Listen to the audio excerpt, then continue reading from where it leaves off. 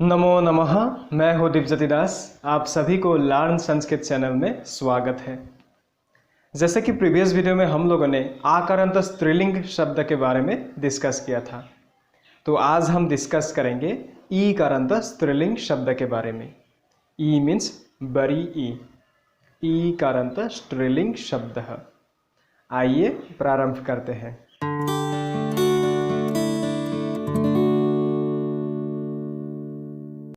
तो आज का हम लोग का टॉपिक है शब्दरूप प्रकरण ईकारांत स्त्रीलिंग शब्द। ई मीन्स बड़ी ई, जैसे नदी शब्दरूप। नदी मीन्स रिवर, जो हिंदी में भी नदी ही बोलते हैं। नदी शब्दरूप का प्रथमा, द्वितीया, तृतीया, चतुर्थी, पंचमी, षष्ठी, सप्तमी विभक्ति और संबोधन का मैं यहाँ पर एकवचनम, द्विवचनम, बहुवचनम के हिसाब से लिख दिया हूँ। तो इसको पहले हम पढ़ेंगे। जैसे नदी शब्दरूप का प्रथमा विभक्ति का एकवचनम नदी, द्विवचनम नद्यो, बहुवचनम नद्यः। इसमें जो आप लोग ये देख रहे हैं, ये द्यो, ये द्यो बोलते हैं इसको संस्कृत में। इसको समझने के लिए मैं यहाँ पर लिख दिया हूँ। आप लोग यहाँ पर देखिए, द हलन प्लस य हलंत इज इक्वल टू द्य हलंत। ऐसे नीचे ऐसे लाना है इसको, उसके बाद इतना ऊपर और यहाँ से एक लाइन ऐसे खींच देना है, तो ये हो जाता है द्य। लेकिन इसमें बहुत सारा स्टूडेंट्स का गलतियाँ होते हैं। बहुत सारा स्टूडेंट्स को उच्चारण में प्रॉब्लम होता है। वो लोग इसको घ जैसा समझते हैं। जैसे घ भी देखने में सेम ही है, लेकिन घ का ये ऊपर से डायरेक्ट इस मात्रा से ऐसे आया है नीचे तक, लेकिन इसमें एक लाइन, छोटा सा लाइन ऐसे आया है, उसके बाद ऐसा शेप हुआ है। तो इसमें थोड़ा सा डिफरेंस है, सिर्फ इसका फर्क है, सिर्फ इस छोटी लाइन का फर्क है। लेकिन बहुत सारा स्टूडेंट्स का यहाँ पर गलतियाँ हो जाते हैं। वो लोग समझते हैं कि ये घ है, या फिर कोई कोई इसको ह के साथ आ की मात्रा ऐसा भी समझते हैं, लेकिन ये पूरी तरीके से गलत है। इसका उच्चारण होगा द्य। तो इसीलिए समझने के लिए मैं नीचे लिख दिया हूँ द हलंत प्लस य हलंत इज इक्वल टू द्य हलंत। इसमें मैं हलंत दिया हूँ क्योंकि लास्ट में अगर अ रहेगा तो हलंत हट जाएगा, लास्ट में अगर आ रहेगा तो आ की मात्रा आएगा, लास्ट में अगर ओ रहेगा तो ओ की मात्रा आएगा। जैसे आप लोग यहाँ पर देख सकते हैं, इसमें द्यो के साथ ओ की मात्रा है, इसीलिए द्यो हुआ है। ठीक इसी तरह इसमें लास्ट में अ है, अ के बाद विसर्ग है, इसीलिए हलंत हट गया है, नद्यः। इसमें आप लोग देखिए, इसमें आ की मात्रा है, इसलिए इसमें हुआ है नद्या। इसमें देखिए ऐ की मात्रा है, इसलिए हुआ है नद्यै। तो इसको पहले पढ़ेंगे। नदी शब्दरूप का प्रथमा विभक्ति का एकवचनम नदी, द्विवचनम नद्यो, बहुवचनम नद्यः। द्वितीया विभक्ति का एकवचनम नदीम, द्विवचनम नद्यो, बहुवचनम नदीः। तृतीया विभक्ति का एकवचनम नद्या, द्विवचनम नदीभ्याम, बहुवचनम नदीभिः। चतुर्थी विभक्ति का एकवचनम नद्यै, द्विवचनम नदीभ्याम, बहुवचनम नदीभ्यः। पंचमी विभक्ति का एकवचनम नद्याः, द्विवचनम नदीभ्याम, बहुवचनम नदीभ्यः। षष्ठी विभक्ति का एकवचनम नद्याः, द्विवचनम नद्योः, बहुवचनम नदीनां। सप्तमी विभक्ति का एकवचनम नद्याम, द्विवचनम नद्योः, बहुवचनम नदीषु। उसके बाद संबोधन एकवचनम हे नदी, इसमें छोटी की मात्रा नदी में, बाकी सब में आप लोग अगर देखते हैं तो ये इसमें बड़ी की मात्रा, बड़ी की मात्रा, बरी की मात्रा, बरी की मात्रा। नदी शब्द रूप का सिर्फ संबोधन में छोटी की मात्रा होते हैं। द्विवचनम हे नद्यो, बहुवचनम हे नद्यः। नदी, नद्यो, नद्यः। नदीं, नद्यो, नदीः। नद्या, नदीभ्यां, नदीभिः। नद्यै, नदीभ्यां, नदीभ्यः। नद्याः, नदीभ्यां, नदीभ्यः। नद्याः, नद्योः, नदीनां।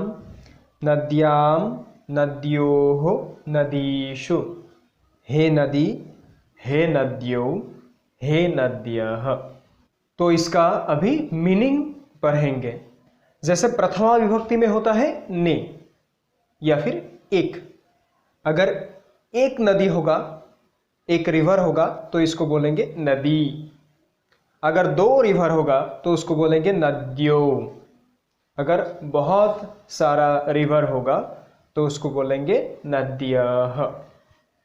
प्रथमा विभक्ति में ने का भी प्रयोग होता है, जैसे एक नदी ने, दो नदी ने, अनेक सारा नदियां ने। नेक्स्ट द्वितीय विभक्ति का जो मीनिंग होता है को। एकवचनम नदीम, एक नदी को। द्विवचनम में नद्यो, दो नदी को। बहुवचनम में नदी ही, अनेक नदियों को। तृतीय विभक्ति का मीनिंग होता है से या फिर के द्वारा। नद्या एकवचनम में, एक नदी के द्वारा। द्विवचनम में नदीभ्याम, दो नदियों के द्वारा। बहुवचनम में नदीभिः, अनेक नदियों के द्वारा या फिर अनेक नदियों से। एक नदी से, दो नदियों से, अनेक नदियों से। चतुर्थी विभक्ति का मीनिंग होता है के लिए। एकवचनम में नद्यै, एक नदी के लिए। द्विवचनम में नदीभ्याम, दो नदियों के लिए। बहुवचनम में नदीभ्यः, अनेक नदियों के लिए। पंचमी विभक्ति का मीनिंग होता है से, फ्रॉम। एकवचनम में नद्याः, एक नदी से। द्विवचनम में नदीभ्यां, दो नदियों से। बहुवचनम में नदीभ्यः, अनेक नदियों से। षष्ठी विभक्ति का मीनिंग होता है काके की, रारेरी। जैसे एकवचनम नद्याः, एक नदी की। द्विवचनम नद्योः, दो नदियों की। बहुवचनम में नदीनां, अनेक नदियों की। सप्तमी विभक्ति का मीनिंग होता है में या फिर पर। एकवचनम में नद्याम, एक नदी में। द्विवचनम नद्योः, दो नदियों में। बहुवचनम नदीषु, अनेक नदियों में। इसको पर जैसा भी बोल सकते हैं। एक नदी पर, दो नदियों पर, अनेक सारा नदियों पर। संबोधन एकवचनम में होगा हे नदी। इसमें छोटी की मात्रा है, जैसे मैंने पहले ही बोला है। जैसे प्रथमा विभक्ति का लाइन और संबोधन का लाइन सेम होता है द्विवचनम और बहुवचनम में। सिर्फ एकवचनम में थोड़ा चेंज होता है। जैसे यहाँ पर चेंज हुआ है, नदी इसमें बड़ी मात्रा ही है, लेकिन संबोधन में छोटी की मात्रा है। लेकिन द्विवचनम और बहुवचनम सेम है, नद्यो, नद्यो, नद्यः, नद्यः। लेकिन इससे आगे हे आएगा और बाद में एक्सक्लामेटरी सिंबल। हे नदी, हे नद्यो, हे नद्यः। तो अभी इसको एक बार हम लोग गाना जैसा गाएंगे। याद रखने के लिए आप लोग भी मेरे साथ उच्चारण कीजिएगा, प्रयास कीजिएगा। हम लोग गाना जब गाएंगे इसको वचन के जैसा गाएंगे। ऐसा विभक्ति जैसा नहीं, वचन के जैसा गाएंगे। लेकिन हम लोग को ये याद रखना है कि कौन सा वचन हम लोग गा रहे हैं, कौन सा विभक्ति का कौन सा वचन हम लोग गा रहे हैं। मतलब इसमें कंफ्यूज नहीं होना है, क्योंकि वचन के जैसा गाने से थोड़ा इजी हो जाता है याद रखने के लिए। ठीक है, तो अभी इसको गाएंगे। आप लोग भी मेरे साथ उच्चारण कीजिएगा, प्रयास कीजिएगा। नदी नदीं नद्या नद्यै नद्याः नद्याः नद्यां हे नदी नद्यो नद्यो नदीभ्यां नदीभ्यां नदीभ्यां नद्योः नद्योः हे नद्यो नद्याः नदीः नदीभिः नदीभ्यः नदीभ्यः नदीनां नदीषु हे नद्यः। अभी इसको हम लोग बिना देखे प्रयास करेंगे। आप लोग भी मेरे साथ प्रयास कीजिएगा। नदी नदीं नद्या नद्यै नद्याः नद्याः नद्यां हे नदी नद्यो नद्यो नदीभ्यां नदीभ्यां नदीभ्यां नद्योः नद्योः हे नद्यो नद्याः नदीः नदीभिः नदीभ्यः नदीभ्यः नदीनां नदीषु हे नद्यः। तो ऐसे अगर हम लोग याद करेंगे तो बहुत ही अच्छा होगा, याद रखने के लिए हेल्प हो जाएगा। नदी शब्द रूप जैसा और भी ई करंत स्त्रीलिंग शब्द है, जैसे जननी। जननी मीन्स माता। अगर जननी इसमें अगर प्रयोग करेंगे तो कैसा होगा? जैसे जननी जनन्यो जनन्यः जननीं जनन्यो जननीः जनन्या जननीभ्यां जननीभिः जनन्यै जननीभ्यां जननीभ्यः जनन्याः जननीभ्यां जननीभ्यः जनन्याः जनन्योः जननीनां जनन्यां जनन्योः जननीषु हे जननी हे जनन्यो हे जनन्यः। उसके बाद और भी शब्द है, जैसे भगिनी। भगिनी मीन्स बहन, सिस्टर। अगर भगिनी इसमें प्रयोग करेंगे तो कैसा होगा? भगिनी भगिन्यो भगिन्यः भगिनीं भगिन्यो भगिनीः भगिन्या भगिनीभ्यां भगिनीभिः भगिन्यै भगिनीभ्यां भगिनीभ्यः भगिन्याः भगिनीभ्यां भगिनीभ्यः भगिन्याः भगिन्योः भगिनीनां भगिन्यां भगिन्योः भगिनीषु हे भगिनी हे भगिन्यो हे भगिन्यः। तो इसी तरह और भी बहुत सारा शब्द है, जैसे नारी। नारी मीन्स स्त्री। रजनी। रजनी मीन्स रात। राज्ञी। राज्ञी मीन्स रानी, क्वीन। पत्नी। पत्नी मीन्स भार्या, वाइफ। पौत्री। पौत्री मीन्स पोती, ग्रैंड डॉटर। विदुषी। विदुषी मीन्स पढ़ी लिखी स्त्री। पृथ्वी। पृथ्वी मीन्स धरती, अर्थ। कदली। कदली मीन्स केला, बनाना। मसी। मसी मीन्स स्याही, स्याही मीन्स इंक। तो इसी तरह और भी बहुत सारा शब्द है, जिसमें बड़ी ई की मात्रा आता है लास्ट में, वो बड़ी इकारांत स्त्रीलिंग शब्द माना जाता है। जैसे कि मैंने प्रीवियस वीडियोस में भी बोला था, शब्द रूप में बहुत सारा विभक्ति का वचन सेम होता है, इसमें भी है। जैसे एकवचनम का अगर लाइन देखा जाए तो इसमें पंचमी विभक्ति और षष्ठी विभक्ति सेम है, नद्याः नद्याः। ठीक इसी तरह द्विवचनम में अगर देखा जाए तो इसमें प्रथमा और द्वितीय विभक्ति का द्विवचनम सेम है, नद्यो नद्यो। और तृतीया, चतुर्थी और पंचमी विभक्ति का भी द्विवचनम सेम है, जैसे नदीभ्याम नदीभ्याम नदीभ्याम। और षष्ठी और सप्तमी विभक्ति में भी द्विवचनम सेम है, नद्योः नद्योः।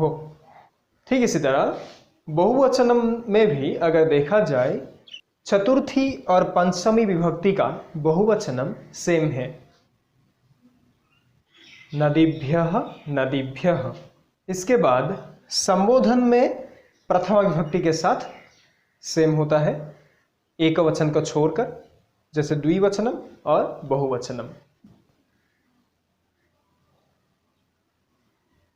द्विवचनम में है संबोधन में हे नद्यो, प्रथमा विभक्ति में है नद्यो।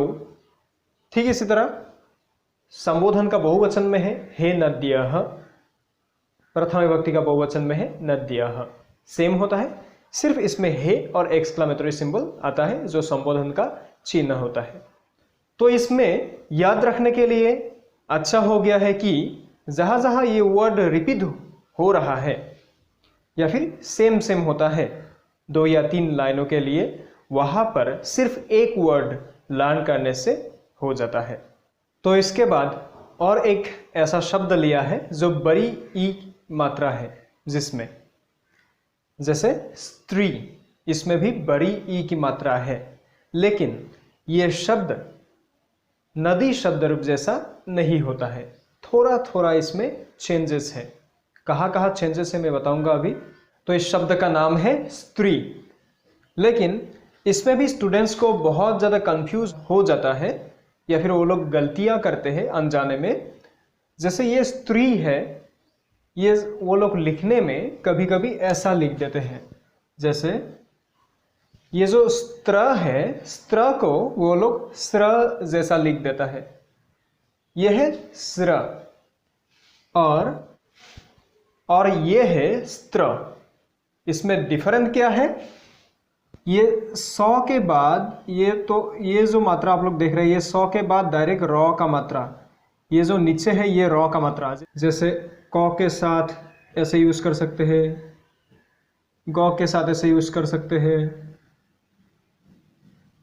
ज के साथ ऐसे यूज कर सकते हैं, घ के साथ ऐसे यूज कर सकते हैं। तो ये है, ये जो आप लोग देख रहे हैं ये सिर्फ एक है, ये है रॉ की मात्रा। अगर किसी लेटर का बाद में रॉ का मात्रा उसके साथ कनेक्ट होता है किसी लेटर के साथ, तो ये होता है रॉ का मात्रा, नीचे आता है। तो इसमें ये 100 के साथ रॉ का मात्रा है, तो इसको अगर तोड़ा जाए, इसका अगर वर्ण विच्छेद किया जाए तो ये होगा सहलन प्लस रहलन plus a is equal to स्र। तो ये जो रॉ का मात्रा है ये डायरेक्ट 100 के साथ ऐसे आया है, ठीक है, लेकिन ये कंप्लीटली डिफरेंट है। अगर इसको वर्ण विच्छेद किया जाए तो ये होगा सहलन प्लस तहलन प्लस रहलन प्लस अ। तो यहाँ पर 100 के साथ तहलन और रहलन जोड़कर ऐसा त्र हुआ है, और सहलंत और त्रहलंत के साथ ये कनेक्ट होने के बाद और अ भी कनेक्ट होने के बाद ये हुआ है स्त्र। इसके नीचे हलन नहीं है क्योंकि लास्ट में एक अ है, तो ये हुआ है स्त्र और ये है स्र। इसमें कंफ्यूज नहीं होना है, जो अक्सर ये गलतियां होते रहते हैं स्टूडेंट्स से। तो ये है स्त्री, लास्ट में बड़ी की मात्रा है इसीलिए स्त्री। तो इसका हम लोग प्रथमा विभक्ति, द्वितीया, तृतीया, चतुर्थी, पंचमी, षष्ठी, सप्तमी और संबोधन के साथ एकवचनम, द्विवचनम और बहुवचनम का ये जो शब्द है इसको पढ़ेंगे। जैसे स्त्री, स्त्रियों, स्त्रियः। नदी में क्या था, नदी, नद्यों, नद्यः। नदी में द के साथ ये जो य है ये जुड़ा हुआ था, संयुक्त हुआ था, कनेक्ट हुआ था, लेकिन इसमें य अलग से सेपरेटली लिखा हुआ है, तो ये डिफरेंट है इसमें। नदी, नद्यो, नद्यः, स्त्री, स्त्रियो, स्त्रियः। उच्चारण थोड़ा सेम है। नेक्स्ट, नदी में था नदीम, इसमें है स्त्रियम। नदी में य नहीं था, इसमें य आ गया है द्वितीय विभक्ति का एकवचनम में, तो इसमें चेंज है। स्त्रियम, स्त्रियो, स्त्रीः। नदी में था नदीम, नद्यो, नदीः। नेक्स्ट, इसमें था नद्या, यहां पर है स्त्रिया। नद्या, द के साथ य जो जुड़ा हुआ था, इसमें य सेपरेटली है, नद्या, स्त्रिया। इसमें था नदीभ्याम, स्त्रीभ्याम, ये सेम है, इसमें स्त्री भी ही, नदी भी ही सेम है। चतुर्थी विभक्ति का एकवचनम स्त्रियै, नदी में था नद्यै, उच्चारण थोड़ा सेम है। द्विवचनम स्त्रीभ्याम, नदी में था नदीभ्याम। बहुवचनम स्त्रीभ्यः, नदी में था नदीभ्यः। नेक्स्ट, एकवचनम पंचमी विभक्ति का स्त्रियाः, उसमें था नद्याः। जैसे मैंने बोला है द य के साथ जुड़ा हुआ था, इसमें य सेपरेटली है। नेक्स्ट, द्विवचनम में स्त्रीभ्याम, नदी में नदीभ्याम, सेम है। बहुवचनम स्त्रीभ्यः, नदी में था नदीभ्यः। षष्ठी विभक्ति का एकवचनम स्त्रियाः, नदी में था नद्याः, जिसमें द और य जो कनेक्टेड था इसमें सेपरेटली है। नेक्स्ट, द्विवचनम नद्योः, इसमें है स्त्रियोः। बहुवचनम में नदीनाम, इसमें है स्त्रीनाम। तो इसमें भी आप लोगों को डाउट हो सकता है। क्या डाउट हो सकता है? नदी में न है लेकिन इसमें ण है, ण, तो ये क्यों चेंज हुआ? ये न इसमें क्यों नहीं हुआ? क्योंकि संस्कृत में अगर कोई भी शब्द का बीच में न लेटर का आगे अगर श हलंत और र हलंत रहता है तो क्या होता है? उसका पीछे जो न है ये ण में बदल जाता है। जैसे ये न ण में बदल गया है, चेंज हुआ है, क्योंकि इससे पहले क्या है? एक र की मात्रा है, र हलन की मात्रा है, लेकिन ये दिखाई नहीं दे रहा है क्योंकि स्त्रीणाम, स्त्री, स्त्री में ही एक र की मात्रा है। अगर इसको तोड़ दिया जाए, वर्ण विच्छेद किया जाए तो हमको पता चलेगा कहाँ र की मात्रा है। सहलन, तहलन, रहलन प्लस बरी ई, ये चारों लेटर संयुक्त होकर स्त्री हुआ है, तो इसीलिए इसके बीच में एक क्या है? र हलंत है। इसीलिए इसके बाद जो न था ये ण में बदल गया है, स्त्रीणाम। नेक्स्ट, सप्तमी विभक्ति का एकवचनम स्त्रियाम, नदी में था नद्याम। द्विवचनम स्त्रियोः, नदी में था नद्योः। बहुवचनम स्त्रीषु, नदी में था नदीषु। ठीक इसी तरह संबोधन में एकवचनम हे स्त्री, नदी में था हे नदी। इसमें नदी के साथ थोड़ा सिमिलरिटी है क्योंकि नदी में भी संबोधन में छोटी की मात्रा है और यहाँ पर भी स्त्री में छोटी की मात्रा है, जो प्रथमा विभक्ति के साथ बिल्कुल क्या होता है? अलग होता है। प्रथमा विभक्ति में बड़ी मात्रा ई है और संबोधन में छोटी मात्रा है। बाकी सब द्विवचन और बहुवचन प्रथमा विभक्ति जैसा संबोधन में भी सेम है। जैसे स्त्रियो, हे स्त्रियो, नदी में था हे नद्यो। स्त्रियः, संबोधन में हे स्त्रियः, नदी में था हे नद्यः। ठीक है, एक बार इस फिर से पढ़ेंगे। स्त्री, स्त्रियो, स्त्रियः। स्त्रियम, स्त्रियो, स्त्रीः। स्त्रिया, स्त्रीभ्याम, स्त्रीभिः। स्त्रियै, स्त्रीभ्यां, स्त्रीभ्यः। स्त्रियाः, स्त्रीभ्यां, स्त्रीभ्यः।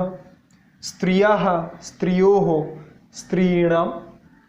स्त्रियां, स्त्रियोः, स्त्रीषु, हे स्त्री, हे स्त्रियों, हे स्त्रियः। तो ये था बरी ईकारांत स्त्रीलिंग शब्द। सिर्फ स्त्री शब्द को छोड़कर जितना भी बरी ईकारांत स्त्रीलिंग शब्द है सबका रूप नदी शब्द रूप जैसा होता है। सिर्फ इसमें ही थोड़ा चेंजेस होता है, बाकी सब नदी शब्द रूप जैसा होता है।